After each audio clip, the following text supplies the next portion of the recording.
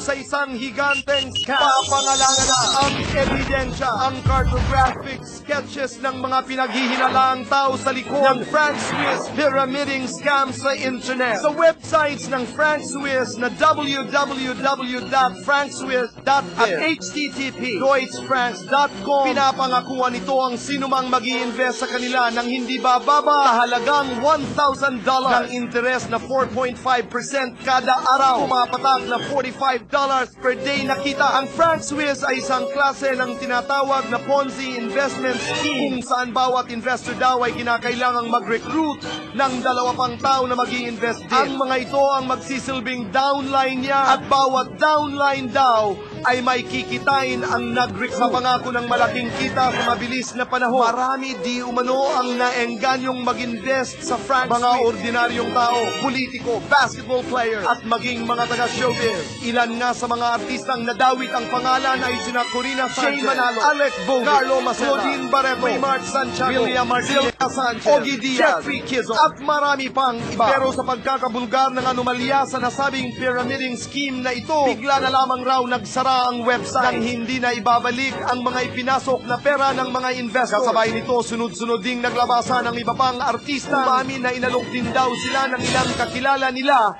na mag-invest sa Frank Swiss. May lumapit o naman, artista rin. Ako kasi medyo nadala na rin ako sa ganyan. Like, nag-join ako sa mga, yung mga parang networking ganyan. Ang daming friends na tumawag sa akin, even co-actor na ask me about Frank Swiss. Ay nako, I never called because I know it's gonna be a scam. Noon ng July 4, sa isang entrapment operation ng NBI-NCR at NBI-CAR sa Baguio City, na-aresto na ang isa sa mga itinuturong tao sa likod ng scam na ito. Ang 26 years old na si Eliazar Castillo. Sa pang-eksplosibong revelasyon, sa ngayon ay patuloy pa rin daw ang pag-iimbestiga ng NBI tungkol sa nasabing scam. Tungkol naman sa mga artistang dawit di umano sa pyramiding scam na ito, ito lang ang sagot ng NBI. Kung ang tatanong pag-uusapan natin mga showbiz personalities, hanggang sa ngayon ay binabalidate pa namin kung talagang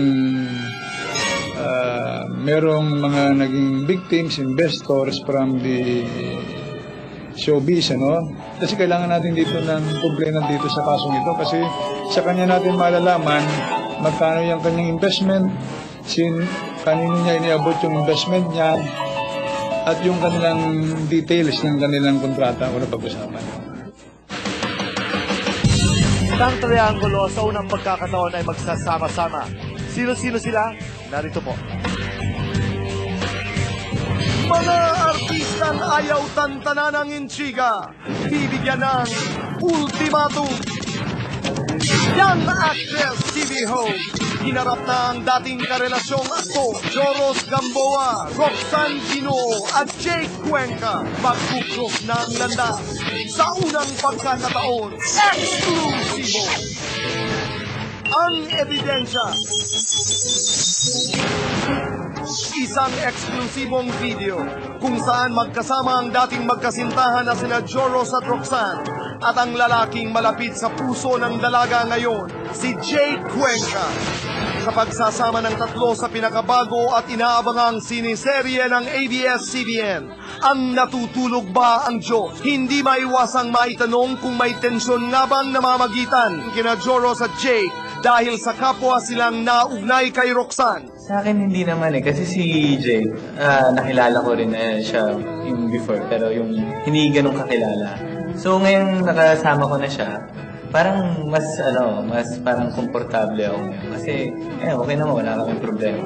Kasi Roxanne wala rin, dahil nagkakausap na kami before. Siyempre medyo naalangan din ako nun kasi parang nakatapos na yung mga issues namin ni Joros and nagpa-request din talaga kami ng workshop para maiwasan yung mga Yung kay Joros naman, pagkakakilala ko naman kay Joros, mabait talaga yun.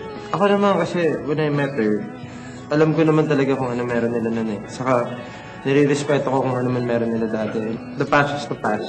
Diba? Parang nag-move on na rin naman kami yung tatlo. But maybe basta ako, nakikita ko naman sila masaya. And masaya na rin ako para sa kanilang dalawa. Masaya ako na masaya ka, na masaya siya. Basta masaya kami lahat.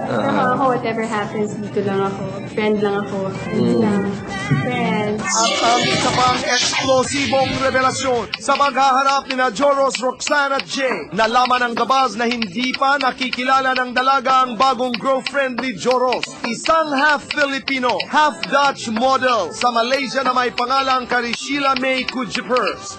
Mas nauna pa raw ipakita ni Joros ang litrato ng girlfriend niya kay Jay Cuenca kaysa kay Roxanne. Nakita mo na ba? Hindi pa. Pero si Jake nakikita mo. Oo, pinakita na siya. Dahil sa dressing room, Sa standby area. sa standby area kasi, hiwalay yung boys sa girls eh. So, kapag kami naglalapit, nandun yung mag-picture. Pinakita ko. Oo, okay.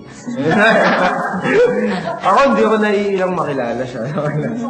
Nalawa lang.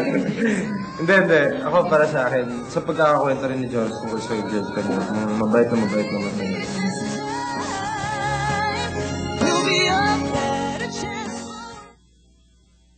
Lahat ng abangan po natin yan. Mr. Manny Pangilinan, happy birthday. FMG, Mr. Freddy Garcia, happy birthday. Roland Leroux, Jonathan Valdez and Kay Brosas, Adele and Jingjing Quintana from Buong Quintana, happy birthday.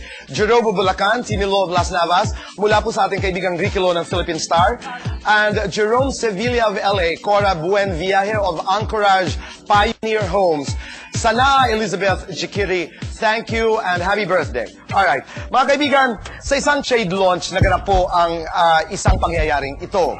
Dalawang napakagandang mga artista. Narito po, laman po ito ng coverage ng trade launch na ito. Sabi nila, hindi raw nagpansinan ang dalawang babaeng ito. Pero ako, nung napanood ko kagabi ang video, iba ang aking napansin. Ngayong hapon na ito ay ipapalabas natin ang video. At alamin nyo nga, panoorin nyo nga kung sino ang hindi pumansin kanino. Ang dahilan po ng kanilang di umano'y hindi pagpapansinan ay isang lalaki. Ito po'y mapapanood natin sa pagbabalik po ng The Buzz. Susunod, isang makabuluhang karawang eksklusibo sa labas.